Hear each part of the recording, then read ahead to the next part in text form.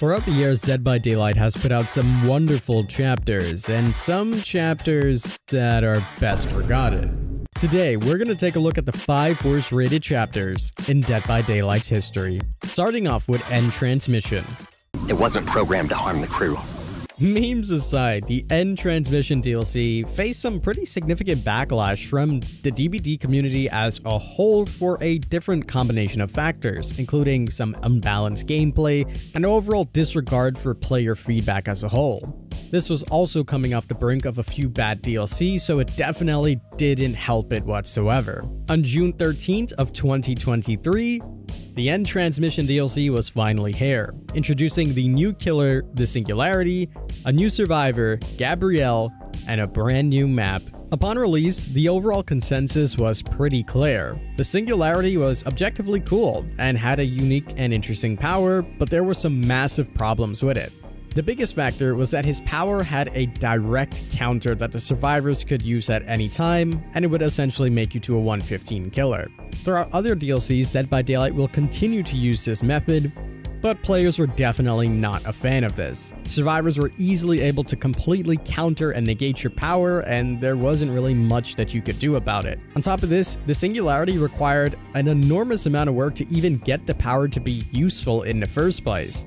Having to place biopods around the map to then use them as turrets, and you have to go manually to activate them to lock onto a survivor, doing all of this just for it to be completely negated didn't necessarily feel too good. Not to mention, this power initially felt pretty clunky when using it. It wouldn't attach to certain surfaces, sometimes even a small blade of grass would block the line of sight and you weren't able to use it. And in some situations, you were required to use multiple of your biopods just in order to hit one person working on a generator. So overall, on the killer side, it definitely didn't feel too good. While there were some mild complaints about the new survivor's shirt being too orange and standing out too much, overall Gabrielle was alright. One of the saving graces for this was Made for This, a perk that survivor mains absolutely loved and killer mains ultimately despised. Originally, Made for This granted you a 3% haste status effect while running, and the only prerequisite was that you were injured. On top of this, you would gain the endurance status effect for 10 seconds after completing a healing action on another survivor. The final straw for some of the players was the map itself. While it was a unique and different concept, people didn't necessarily like the tiles or the gameplay feel of the map itself. And of course, we cannot forget about It wasn't programmed to harm the crew. Binding of Akin was introduced on December 1st of 2020, introducing Elodie and the twins. Sadly for this DLC, there wasn't a map with this one, and a lot of people weren't too happy with it. Initially, Binding of Akin started off pretty bad because there was a ton of bugs on the PTB. We're talking about ridiculous game-breaking bugs, and you would think that after the PTB, most of these bugs would be ironed out and fixed. Well, you'd be mistaken. Most of the bugs still ended up making it into the live server, and because of that, it was a overall very, very buggy experience for all players included. Ultimately, this left a pretty bad taste in everybody's mouths because these were things that were complained about during the PTB and it didn't get fixed. The worst part about this as well is that even after this DLC was fully released, it took them forever to even address some of these bugs, and it just left everybody feeling like this chapter was slowly getting forgotten. And ultimately, that's exactly what happened. Even to this date and time, they're still neglecting the twins because there's not really a lot of people playing this chapter whatsoever. In fact, I think it's the least popular chapter out there. I mean, they finally, after years and years of waiting, made some changes to the twins. They accidentally overbuffed them and didn't listen to anybody in the community about these changes, even when it was on the PTB yet again, and ultimately they had to pretty much revert everything.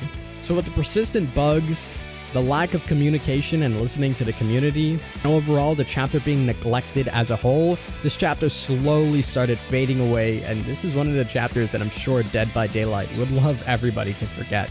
Now, if you did manage to find a game with the twins, which is extremely, extremely rare, one of the major strategies that a lot of people did was slugging. Victor made it very easy to do so, so this was one of the strategies people relied on the most.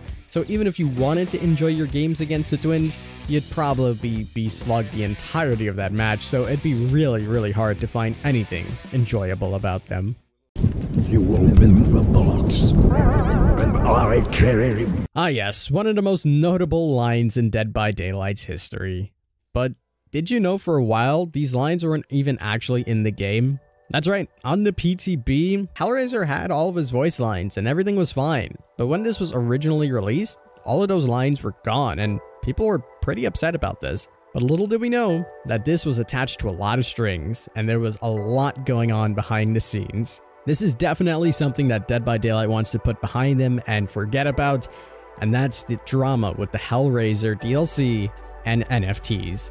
Now, Pinhead originally came in as a standalone killer, and there was a lot of hype building up to this chapter with everybody putting clues together and looking at Dead by Daylight's tweets, seeing tiny pins on certain maps, and ultimately Hellraiser was introduced into the game, something the community has wanted for a very long time.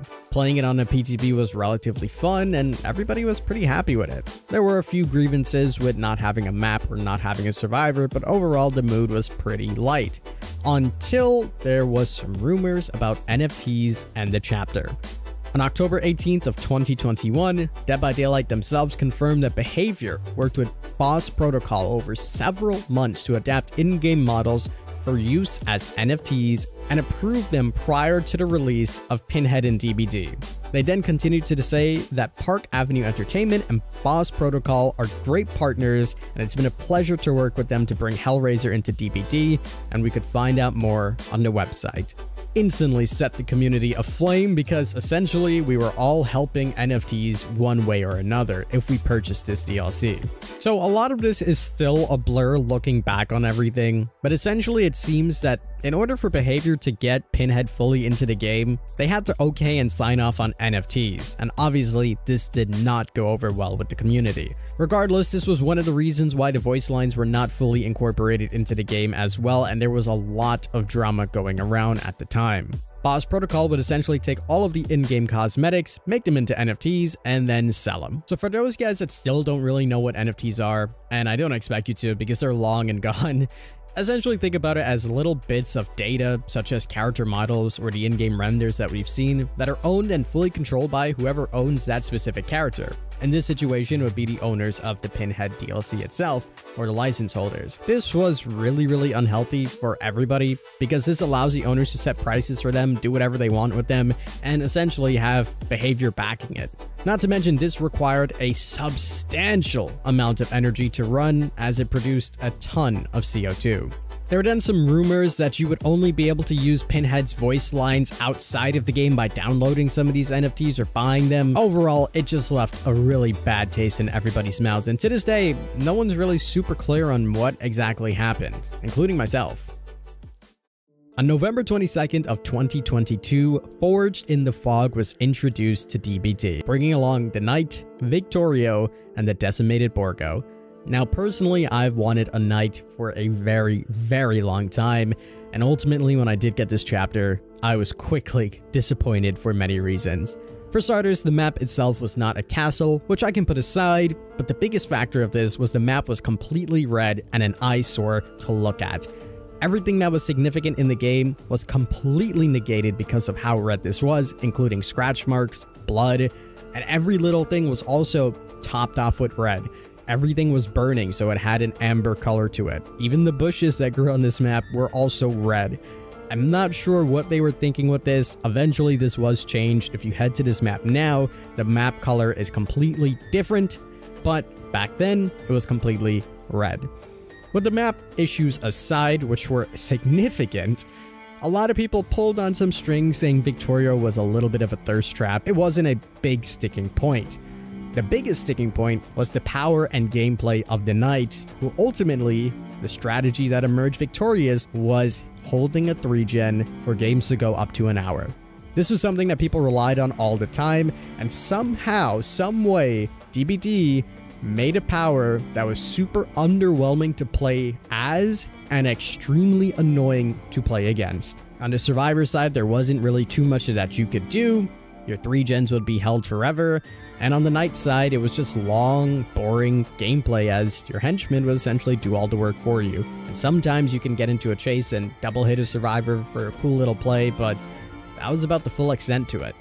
And not to mention, this chapter came right after the worst rated chapter in Dead by Daylight's history, so it didn't do it any favors. And that chapter was... Tools of Torment was introduced on March 7th of 2023 with 2 new survivors, the Skull Merchant, no new map, but a variation to one of the original maps. Now there was a lot that went on with Tools of Torment. To start off, the build-up was something that people were not too happy about. And I'll be one of the first people to admit that it was definitely a bit of our own faults for speculating what's to come, but we were definitely pushed in a direction to think and build something up in our head. Originally, when we saw some of the teases, we thought this was going to be an AI killer, similar to the Singularity, and that's one of the reasons why that chapter didn't do so good as well. Everybody was under the impression that we're getting a cyborg AI-style killer, ultimately for it to just be the Skull Merchant. And similar to Forge in the Fog, people were also feeling that they were going for this thirst trap kind of selling point, and people weren't necessarily too happy about it. When we finally did get our hands on this DLC in the PTP, people were a little bit bitter because of the build-up, but as I mentioned, this was a little bit of our own doing, putting something in our own heads that kind of seemed that way, but didn't necessarily happen. But it was time to dive into the chapter and to see exactly what it had in store for us. Upon playing the chapter, it definitely felt rushed. This was one of the overall consensuses of the chapter, and people started to speculate that maybe this chapter was originally supposed to be a licensed chapter. It didn't work, those plans fell through, and they just rushedly put something together. They speculated that that killer was Predator because of the enormous similarities that they had, but that's definitely not where the frustration stopped. Apart from the weird design itself and the weird walking that was going on, even the character at its core in the lore was extremely underwhelming. There was pretty much nothing to grasp at. The story didn't necessarily make sense whatsoever, and it just left people thinking this was a weird chapter altogether. The animations itself in-game were pretty basic and standard, and even the Mori almost looked super similar to Freddy's Mori. This eventually did get changed, but it was still practically underwhelming. The one redeeming factor were the 2 survivors. Their perks were okay, and there wasn't necessarily anything that people had against them. And for a game that has been added for such a long time, it just felt something that was so out of the box for DBD. But the hate didn't necessarily stop there, because the one and only way that a lot of people played the Skull Merchant, similar to the Knight, was just holding a 3-gen forever. And that sucked for everybody. It was boring gameplay on both sides, but this ultimately was one of the most effective ways to play the Skull Merchant. I played a Skull Merchant game on stream today just to do a daily ritual, and I instantly got 3 DCs. That's how much people still hate the Skull Merchant DLC, and now you know why. So those were the 5 worst rated chapters in Dead by Daylight's history according to Steam. Let me know what you guys think about these chapters, if there's any redeeming factors in any of these, and what chapters do you dislike the most. That's gonna do it for me. As always, I'm the King. I tip my crown to you guys, and we'll see you in the fog.